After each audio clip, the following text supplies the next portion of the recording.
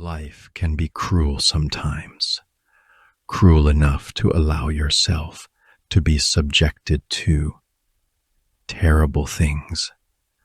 I think back on the despair and anxiety coursing through me when I received my diagnosis, chronic myeloid leukemia.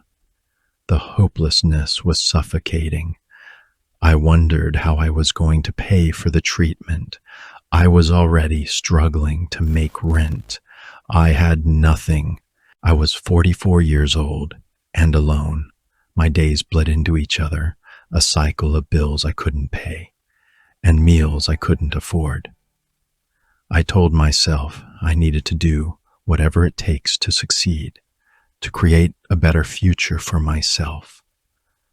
I had built up a small following on streaming platforms. Nothing crazy, definitely nowhere near enough for me to be able to leave my job. But my job wasn't enough to pay the bills, and the doctors told me that if my condition worsened, it would become physically too demanding for me to sustain.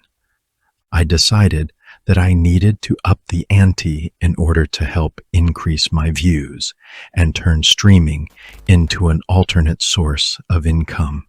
I started doing dumb little challenges, eating gross things, doing dares, reacting to whatever strangers online demanded. I thought to myself, I'll put myself through a bit of humiliation if that's what it takes to succeed. I even paid for a few viewers with the little money I had using view-botting websites. And it worked. Donations trickled in, numbers flashing across the screen like tiny lifelines. For the first time in months, I felt something like hope.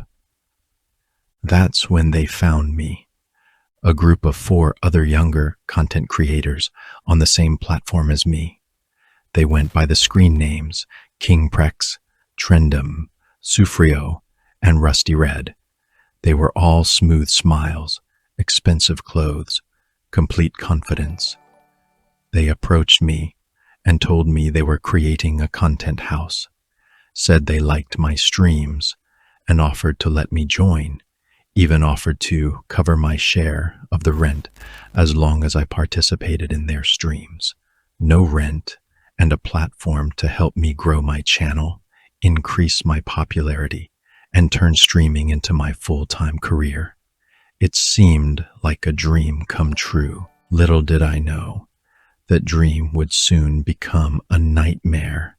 I wanted so badly to belong that I didn't stop to wonder what belonging would cost me. At first it was fun. We laughed, filmed pranks, played games. Their energy was electric. For a little while, I felt young again. Then, little by little, the challenges we did on stream started to change. It started with humiliation. I was made to walk around the city, holding signs that read "free blowjobs" and things of that nature. It was dumb, but the viewers loved it, and it really wasn't all that bad. At first, "Drink this," Prex said to me one night, sliding a cup into my hands. I gagged as the smell hit me. Vinegar and spoiled milk. "Do it for the stream." They grinned. The chat exploded with donations when I forced it down. My stomach churned, bile rose in my throat, but the flood of messages, cheering and congratulating me, drowned out my shame. Each message, donation, subscription, a small shot of dopamine being injected directly into my veins. I stopped thinking about the toll it was taking on my body, blinded by the attention and glory it yielded. The challenges kept coming, getting more and more extreme each time. I lost at a game of poker one day. As a punishment, I had to drink another concoction thrown together by one of the other guys. "What is it?" I asked. "Don't worry about it. Just drink it. You lost. You have no choice. You said you would do it." They responded, devilish grins plastered across their faces. I drank. My throat burned. My stomach felt like it was dissolving from the inside out. What the hell was that? A mix of hot sauce, lemon juice, and bleach water, they told me, laughing maniacally. "Don't worry, it wasn't that much. It's not gonna kill you." They laughed. I was coughing up blood for days after, but the audience loved it. The humiliations escalated.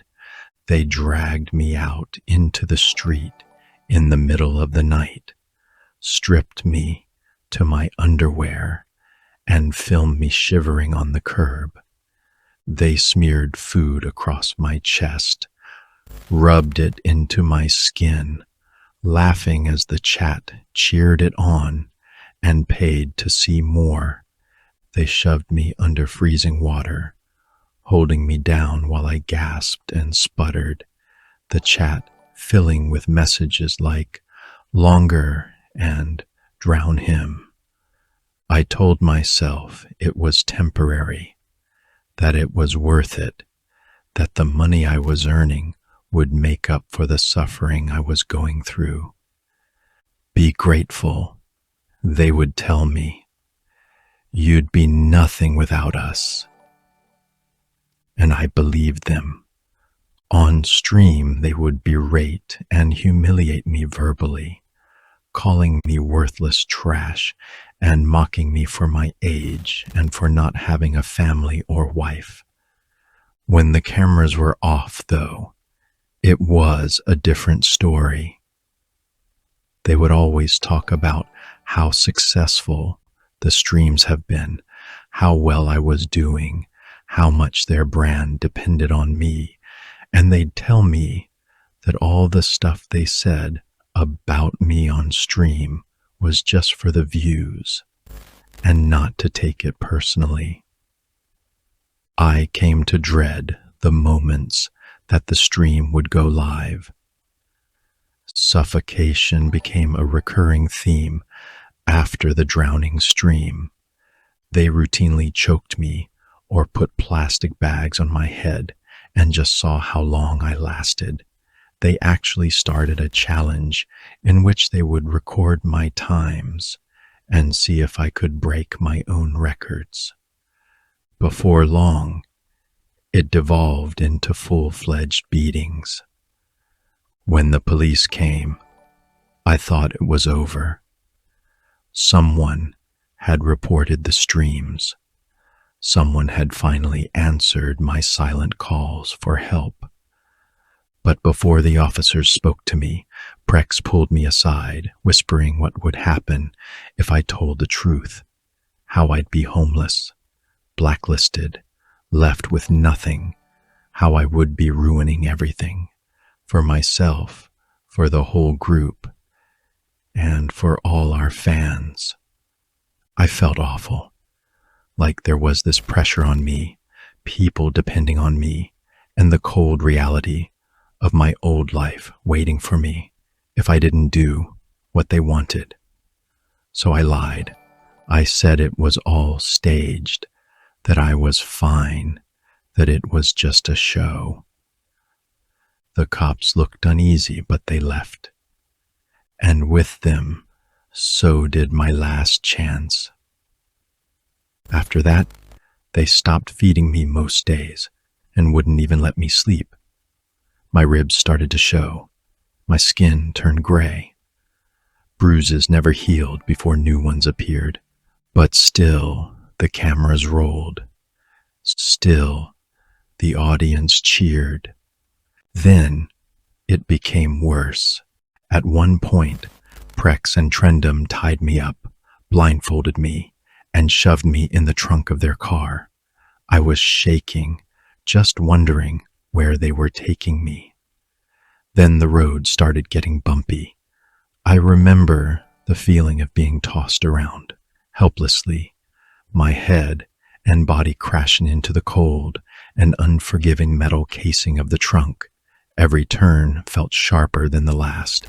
Every bump made me bite down harder on the gag until I could taste copper. It didn't matter what I suffered. The crowd was insatiable. Every cry for help was swallowed by laughter. Every bruise became entertainment. Every plea became profit. I got fed up. I tried leaving, but they wouldn't let me. They told me I owed them because they had been covering my share of rent, that I was nothing without their platform, that I was a burden, that nobody would care if I vanished. They took my phone and found a text conversation I had with my mom and began reading the messages on stream. I mentioned in the messages that I thought things were going too far. My mom said that I looked skinny and malnourished. What is she talking about?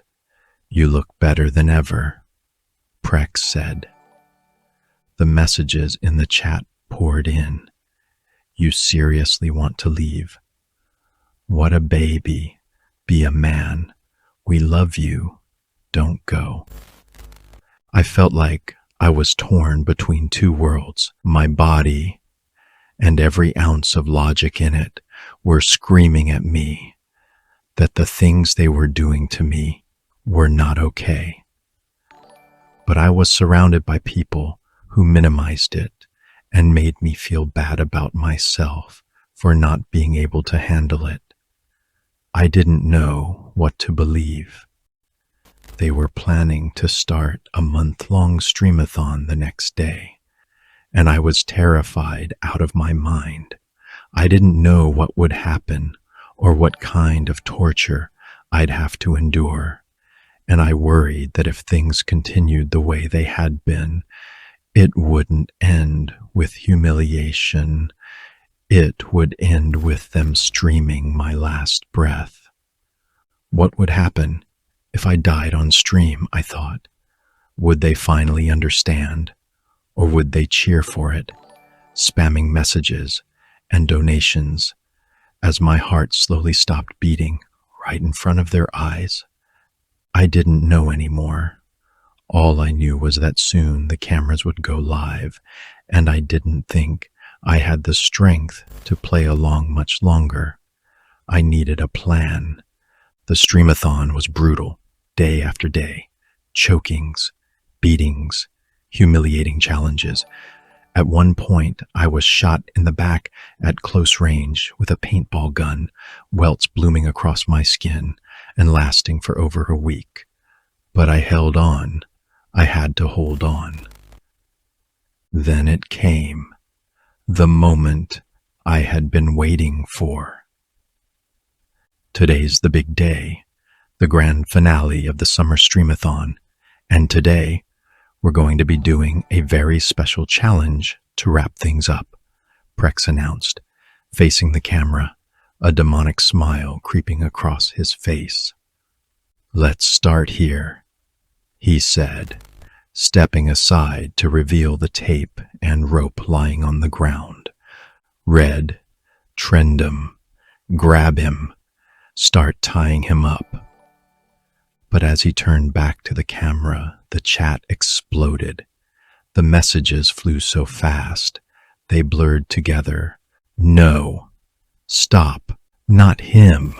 Prex squinted at the screen. What? They're saying to stop. I thought this was what you guys wanted. Not him, the rest of them.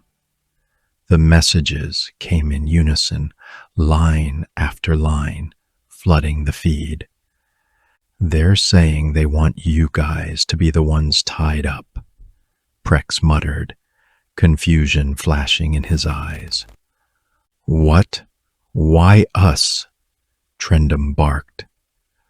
I don't know, Prex snapped, but what the audience says goes.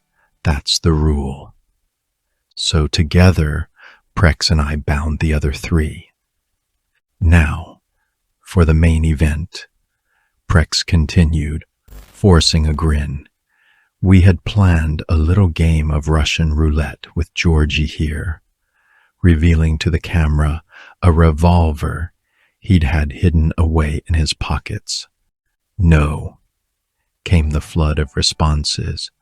We want you to play. Me? Prex stammered, his composure cracking. What are you talking about? You have to do it, Prex. It's what they want. Red muttered from the floor, ropes biting into his wrists. Prex looked around in desperation, then dropped his head, staring at the ground in resignation. He sat down in the chair placed at the center of the room. Tie him to the chair. Gag him, the chat demanded. I obeyed. Rope coiled around his chest, the gag muffling his protests. All right, chat, I said as I stepped back. It's time to continue the game. How many bullets should I load? Fill the chamber. Prex's muffled screaming filled the room as he writhed in the chair, the ropes holding firm. What are you doing? He'll die, Sufrio shouted, thrashing against his restraints. What the audience says goes, I answered coldly, a cruel smile curling at the edge of my lips. I raised the revolver, pressed it to Prex's temple, and pulled the trigger. He went limp. The moment I had been waiting for had finally come. A month of suffering, pain, and humiliation, all leading to this. Because that morning, before the streamathon began, I had realized something. The audience controls everything. And if you control the audience, you control all. And it just so happened that I had been saving the money I'd earned, and I still remembered the names of those viewbotting websites I used to use once upon a time. Turning slowly back to the camera, I steadied my breath and asked, Okay, chat, who's playing next?